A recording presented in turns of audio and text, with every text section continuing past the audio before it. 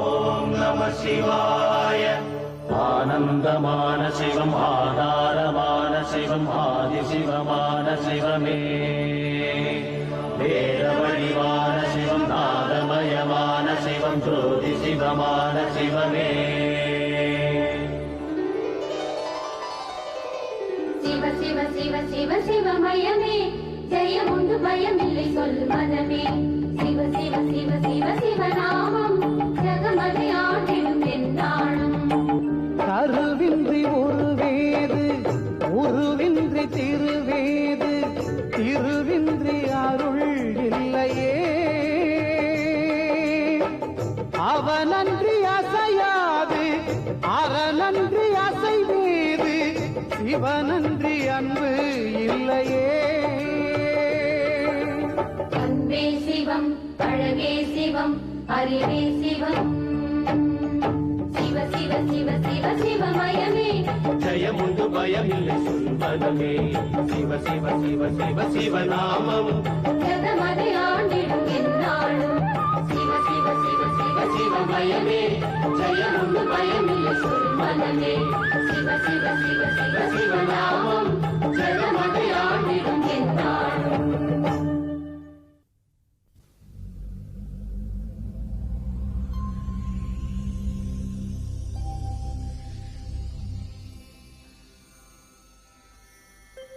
சுவாமி, தெய்வமும் மனிதனாகலாம் என்ற தத்துவத்தை படைத்து தாங்கள் நிகழ்த்திய திருவிளையாடலை நினைத்துப் பார்க்கிறேன். தங்களின் திருவிளையாடல்கள் அனைத்தும் முடிந்துவிட்டதா? இல்லை தேவி, இனிமேல் தான் ஆரம்பமாக போகிறது. விதியை வென்ற மனிதர் எவரும் மூவுலகிலும் இல்லை என்பதை எடுத்துக்காட்டும் நிகழ்ச்சியை பார்க்கிறாயா? அதோ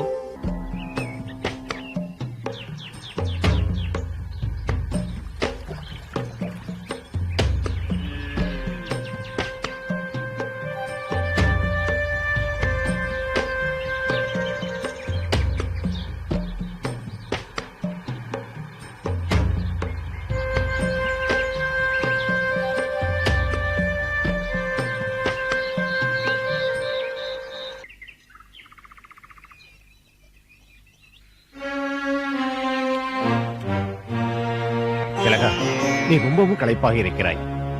இப்படி மரத்தடியில் அமர்ந்து கொள். மெதுவாக சிரமப்பரிகாரம் செய்து கொள். நான் சென்று நீர் கொண்டு வருகிறேன். அதை பருகினால் தெம்பாக இருக்கும். பிறகு நாம் செல்லலாம்.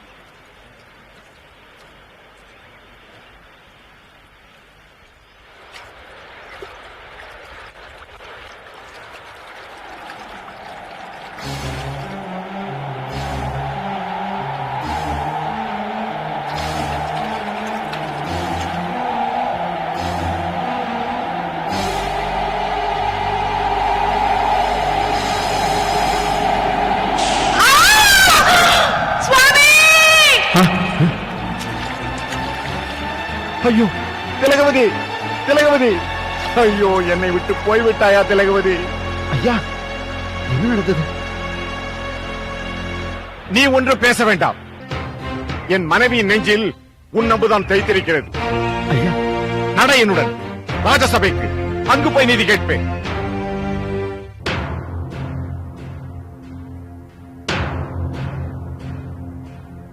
வேடனே, வேட்டையாடுவது உனது குல தர்மம். அதுவே உனக்கு தொழிலும் கூட. ஆனால் மனிதர்களை வேட்டையாடுவது மிகவும் தவறு.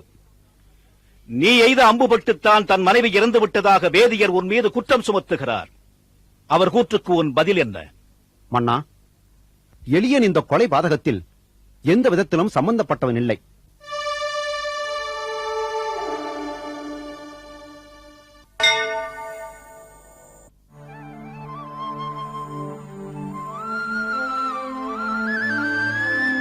என் நீதி தோற்காது என்று என்னை நம்பி வந்த ஏழை அந்தணருக்கு நான் என்ன தீர்ப்பளிப்பது? என் நீதி நெறிமுறையில் முழு நம்பிக்கை வைத்து தன் கணவருக்கு தக்க நியாயம் கிடைக்கும் என்று உறுதியுடன் நிற்கும் அந்த வேடுவச்சிக்கு நான் எப்படி தீர்ப்பளிப்பது? அருள் கூறும் ஐயனே, ஆண்டவரே. குலோத்துங்க பாண்டியனே,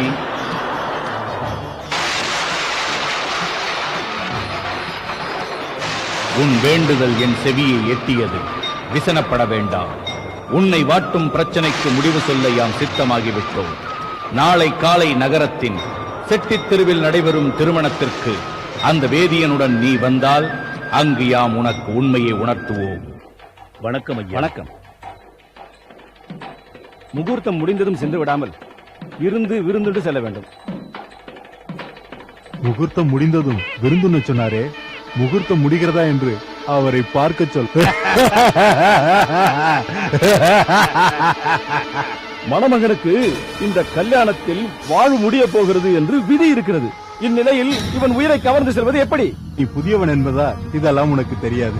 நேற்று காட்டில் மரக்கிளையில் தொங்கிக் கொண்டிருந்த அம்பை காற்றில் அசைய வைத்து அதற்கு நேர் கீழே தூங்கிக் கொண்டிருந்த வேதியரின் மனைவியின் நெஞ்சில் ஆழ பதிய வைத்து அவள் உயிரை எடுத்துச் சென்றோம். வேதியரே, இப்போது புரிந்ததா?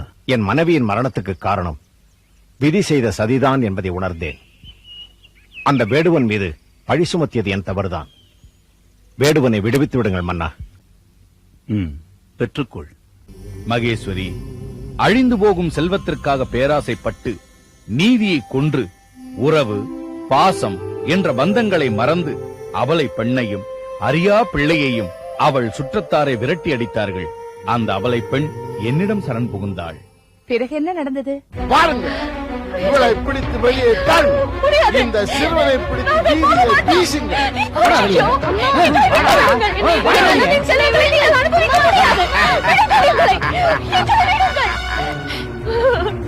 இறைவா,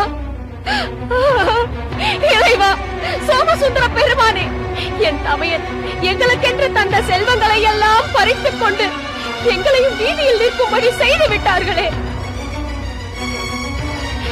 நாங்கள் என்றென்றும் இப்படியே வாழ வேண்டியதுதானா? எல்லாம் இருந்தும் ஏதுமற்ற ஏழைகள் போல் வீதிகளில் திரிய வேண்டியதுதானா? எங்கள் வேதனைகளை தீர்த்து வைத்து நீதியை காப்பாற்று. இழந்த சொத்துக்களை மீட்க தாங்கள் கூறியபடி அறங்கூறும் அவியை கூட்டியிருக்கிறாள். ஆனால் தனபதியோ குழந்தை வரம் வேண்டி தங்களை தரிசிக்க தங்கள் திருத்தலங்களுக்கெல்லாம் தலையாத்திரை மேற்கொண்டிருக்கிறார். இந்நிலையில் எவ்வாறு அவர் அரங்கூறும் அவையத்திற்கு வரப்போகிறார்? உமாதேவி, பொறுத்திருந்து பார். வணிகர் குல பெருமகனான தனபதி என்பவரை இந்த அவையில் இருக்கும் வணிகர்கள் எல்லோரும் நன்கு அறிந்திருக்கின்றனர். அவர் தமக்கு பிள்ளை பேர் இல்லாத காரணத்தினால் தங்கையின் மகனை தத்து எடுத்து வளர்த்திருக்கிறார். பிறகு ஏதோ சில காரணங்களுக்காக தன் செல்வமனைத்தையும் தத்து பிள்ளைக்கே தந்துவிட்டு தேசாந்திரம் சென்றிருக்கிறார். தனபதி தன் தங்கையின் மகனை தத்தெடுத்த விஷயம் தங்களுக்கு தெரியும் அல்லவா? தெரியாது, எங்களுக்கு ஒன்றுமே தெரியாது. தனபதி தன் தத்து பிள்ளைக்கு எழுதி வைத்த சொத்தில் தாங்கள் எப்படி உரிமை கொண்டாட முடியும்? எழுதி கொடுத்தா சொல்வதையே பொய் என்கிறோம் நாங்கள். அப்படி இருந்தால் தனபதி எழுதி கொடுத்த அந்த ஓலையை கொண்டு வந்து காண்பிக்க சொல்லுங்களேன், பார்க்கலாம். அம்மா, அந்த ஓலை இருக்கிறதா? அதை இவர்கள் என்னிடமிருந்து வாங்கி எரித்து விட்டனர். பார்த்தீர்களா?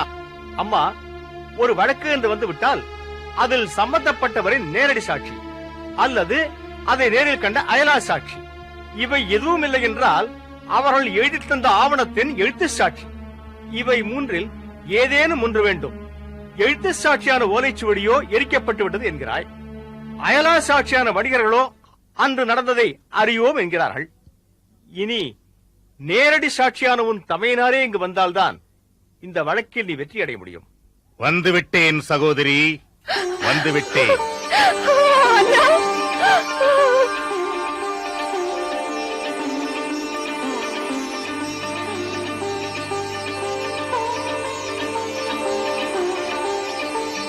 நேரடி சாட்சியாக உன் தமையனாரே இங்கு வந்துவிட்டபடியால் இனி இந்த வழக்கை நடத்தும் வேலையே எங்களுக்கு இல்லை என்பதுதான் பொருள். தாயாதிகள் என்ற பெயரில் துரோகம் செய்த அனைவரும் தனபதியின் முன்னால் நின்று பேசக்கூடிய தகுதியை இழந்து விட்டார்கள். இவர்கள்தான் குற்றவாளிகள் என்பது நிரூபணமாகிவிட்டது. அதனால் அவரது செல்வம் அனைத்தும் அவரது தங்கை மகனான சோமசுந்தரத்துக்கே உரிமையாகும் என்று இந்த அவை தீர்ப்பளிக்கிறது.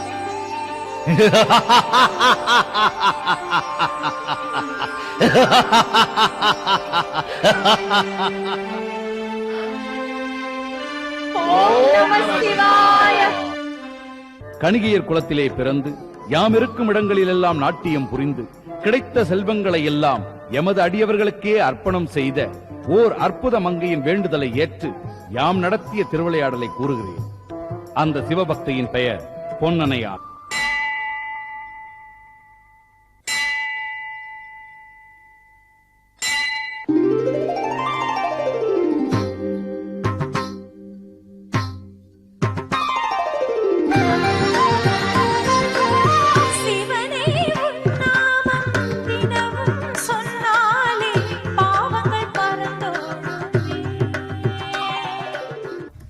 பாகசாலை பெருந்தரக்காரருக்கு வணக்கம். நடனத்தை ரசித்திருப்பீர்கள் என்று நினைக்கிறேன். நடனத்தை மட்டும் ரசிக்கவில்லை, உன் மகளின் அழகையும் ரசித்தேன். உன் மகளின் அங்க அசைவுகள் என் மனதை அசைத்து விட்டது. மிக்க மகிழ்ச்சி. நீ ஆசைப்பட்டபடி என் கடைக்கண் பார்வை மட்டுமல்ல, முழு பார்வையும் உன் மகளின் மீது பதிந்து விட்டது. பொன்னியின் சம்மதத்துடன் அவளை அழைத்துக் கொண்டு நீ என்னை வந்து பார்.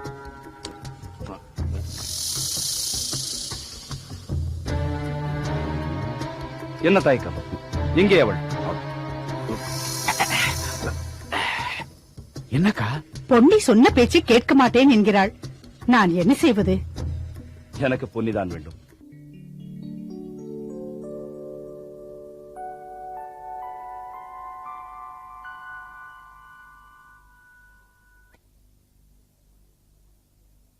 பொன்னி, சிவன் மயானத்தில் வசிக்கிறான். சாம்பலை பூசிக் கொள்கிறான். அதோ பார், கண்ணங்கரையில் என்ற உருவம். பார், என் உருவத்தை பார். பொன்னார் மேனி, அதுவா இதுவா? சிவசிவா, ஈசனை பழிக்காதீர்கள். ஈசனை மற, இந்த நேசனை நினை. உனக்காக காத்திருப்பேன். என் ஈசனை ஒருவன் பழித்து விட்டான். என் ஈசனை பொன்னால் விக்கிரகம் செய்ய போகிறேன். அத்தனை செல்வம் உன்னிடம் ஏது? ஆடுகிறேன். எத்தனை அம்பலங்களில் ஆட முடியுமோ அத்தனை அம்பலங்களிலும் ஆடுகிறேன். அவள் காசு சேர்க்க கூடாது. அப்படியே சேர்த்து விட்டால் அதை தடுத்து நிறுத்த வேண்டியது உன் பொறுப்பு. இதோ பார், பௌர்ணமிக்கு இன்னும் 7 நாட்கள் தான் இருக்கின்றன. 8வது நாள் அந்த 8வது மைல் இங்கு இருக்க வேண்டும். என்னடா, நாம் எங்கே போகிறோம்? சரியா போயிட்டு போ. இன்று பௌர்ணமி அல்லவா? ஆமாம், இன்று பௌர்ணமி. பொன்னிக்கு நாம் கொடுத்த கெடுவும் முடிந்தது. பெருந்தனக்காரர் நமக்கு கொடுத்த கெடுவும் முடிந்ததல்லவா? பொன்னி, என்ன சித்தி? என்ன கிளம்பவில்லையா? எங்கே போகிறோம்? புறப்படு. உனக்காக பாகசாலையில் காத்திருக்கிறார் பெருந்தனக்காரர். சித்தி, நீ சேர்த்து வைத்திருக்கும் 15,000 பொற்காசுகளை கொண்டு வந்து கொட்டு. சிலருக்கு கண்ணால் பார்த்தால்தான் புரியும். இதோ கொண்டு வருகிறேன் சித்தி.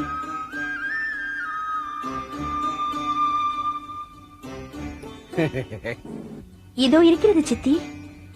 எங்கே திற பார்ப்போம்.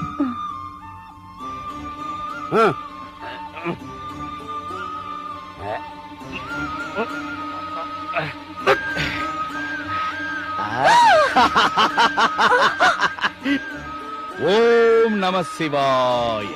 யாரது சிவபூஜையில் கரடி? கரடி இல்லை தாயே, சிவன். சிவனடியார். பித்தன். ஆமாம், பிரச்சனை என்கிறார்களே, பிரச்சனை உனக்கா? உனக்கா என்று கேட்காதீர்கள், உன்னாலையா என்று கேளுங்கள். இவளாலா பிரச்சனை? உன்னை பார்த்தால் பிரச்சனை செய்பவளாக தெரியவில்லையே. ஐயா, பௌர்ணமிக்குள் இந்த ஈசன் சிலையை பொற்சிலையாக்குகிறேன் என்று இயலாமல் போய்விட்டது. அப்படியா? ஆமாம், அதற்காக சேர்த்து வைத்த காசெல்லாம் கல்லாகி போய்விட்டது. சரி, காசுதான் கல்லாகி போய்விட்டது, போகட்டும். வேறு ஏதேனும் சேர்த்து வைத்திருப்பாயே? நீ சொல்லம்மா, என்னம்மா சேர்த்தாய்? என்ன சேர்த்தாள்? அண்டா குண்டா ஓட்டை உடைச்சல் என்று வீட்டுக்கு வேண்டிய 4 பொருள்களை சேர்த்தாள். அதைத்தான் கொண்டு வாருங்களேன், பார்ப்போம்.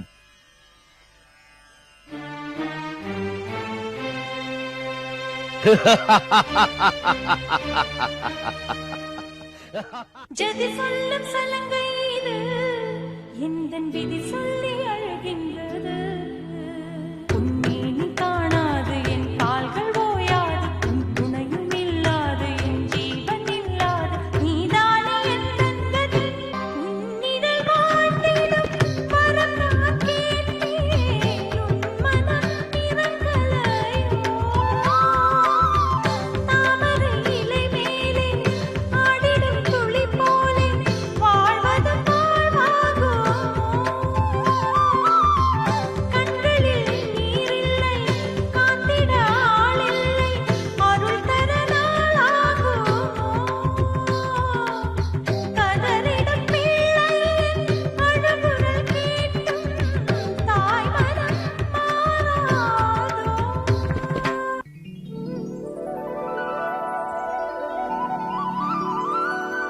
ஆமாம் தாயே, அத்தனையும் பொன்தான், பசும்பொன், பத்தரை மாற்று தங்கம். யாரோ ஒரு சிவனடியார் வந்தார், விபூதியை தூவினார்.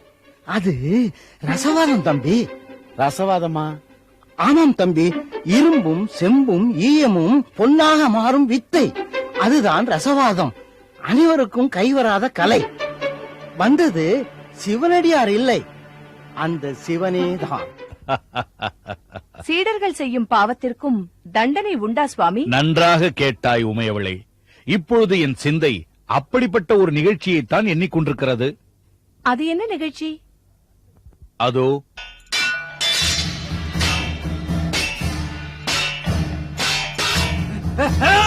சித்தா!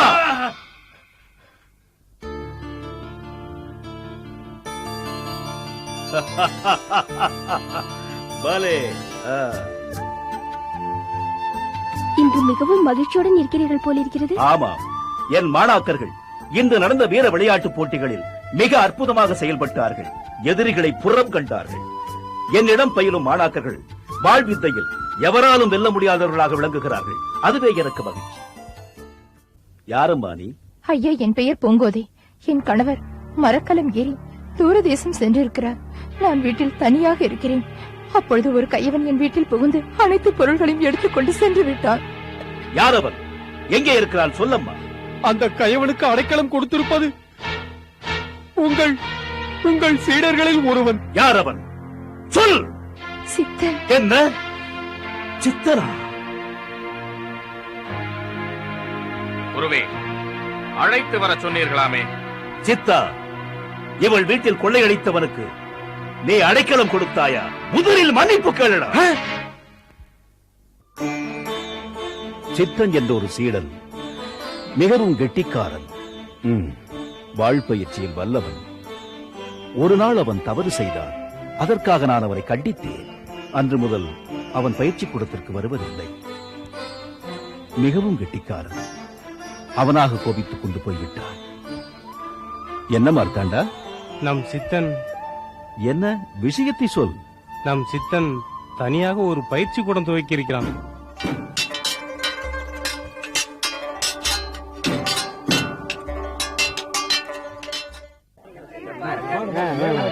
சித்தா, அதோப்பா.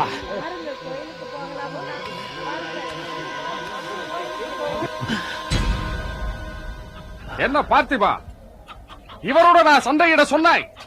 முடியுமா முடியாதா? கிழவராய் இருக்கிறாரே, பிழைத்து போகட்டுமே என்று பார்த்தேன். என்னுடன் சண்டையிட்டால் நீ தோற்றுப் போவாய்.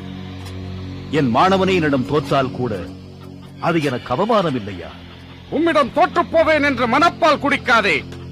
நான் ஜெயிப்பேன். உம்மை இந்த ஊரை விட்டே விரட்டுவேன். பார்ப்போம்.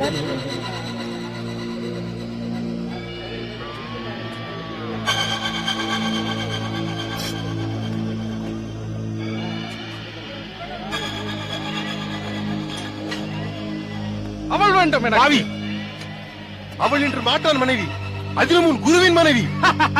யாராக இருந்தால் என்ன, எனக்கு அவள் வேண்டும். அவளை அடையாமல் விடமாட்டேன்.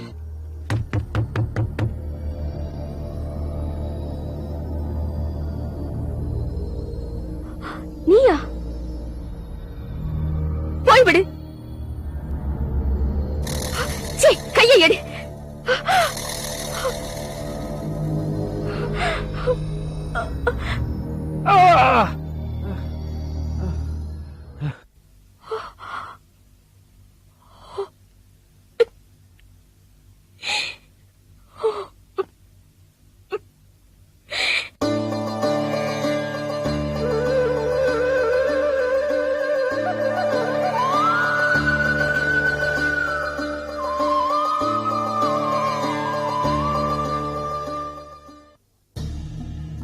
என்னோடு வாழ் சண்டை போட வேண்டும் என்று ஆசைப்பட்டாயே, அன்றொரு நாள். அப்போது நான் தயாராக இல்லை. இப்போது நான் ஆயத்தமாக இருக்கிறேன். வா, மோதி பார்த்து விடுவோம். நிராயுதபாணியாக இருக்கும் உன்னிடம் நான் சண்டையிட விரும்பவில்லை. பயப்படாதே. நாளை மதுரை என்பதின் எல்லையில் சந்திப்போம். பயந்து விடாதே, ஓடி ஒளிந்து விடாதே. இப்போது போய் அப்போது வருகிறேன்.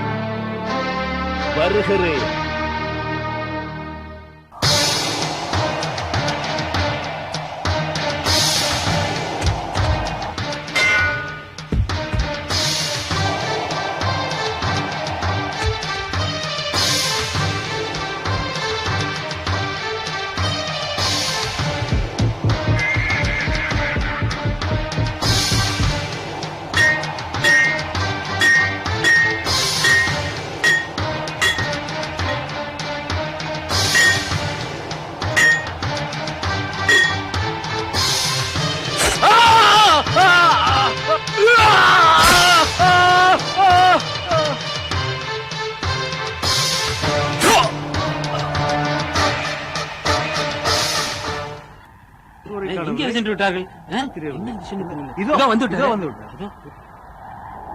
சீதா, உனக்கா இந்த கதி? சீடன் தவறு செய்தால் அது குருவின் தவறு இல்லையா? சீடனை சீர் செய்யாத குற்றம் குருவின் குற்றம் தானே. தண்டனை எனக்கு தாருங்கள். இல்லை என்றால் நானே என்னை மாய்த்துக் கொள்வேன். பக்தா, பரம்பொருளே, சித்தா, எழுந்திரு. இறைவா, சித்தா, உன் தீய செயல்களை கண்டிக்கவே யாம் இப்படி செய்தோம்.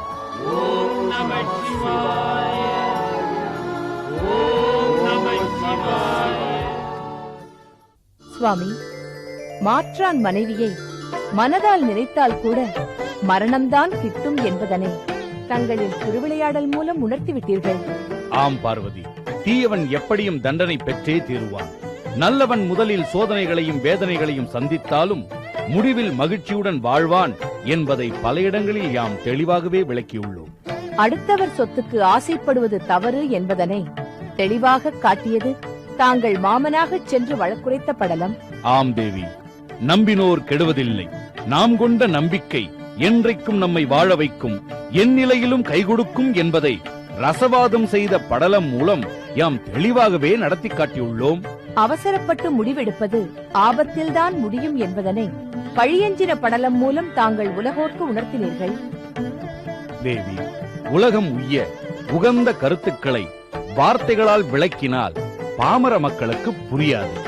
அவர்களுடைய மனதில் பசுமரத்தாணி போல் பதிய வேண்டும் என்ற பேரவாவினால் யாமே நேரடியாக சென்று திருவிளையாடல்களை நடத்தி தத்துவங்களை போதித்தோம். எமது திருவிளையாடல்களை அறிந்தவர்களும் படித்தவர்களும் கேட்டு உணர்ந்தவர்களும் எல்லா நலன்களும் பெற்று நீடூடி வாழ வேண்டும். வாழ்க இவ்வையகம். அப்படியே ஆகட்டும் சுவாமி. சர்வே ஜனா சுகினோ பவந்து. எல்லா உயிர்களுக்கும் நன்மையே உண்டாகட்டும்.